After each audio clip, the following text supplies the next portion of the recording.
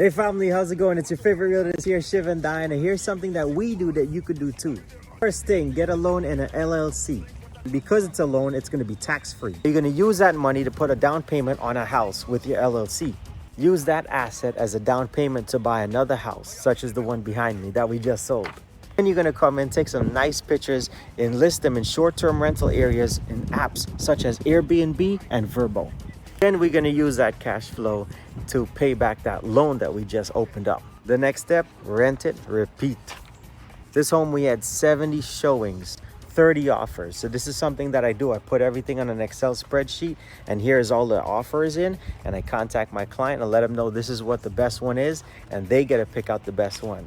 70 showings, 30 offers, under contract.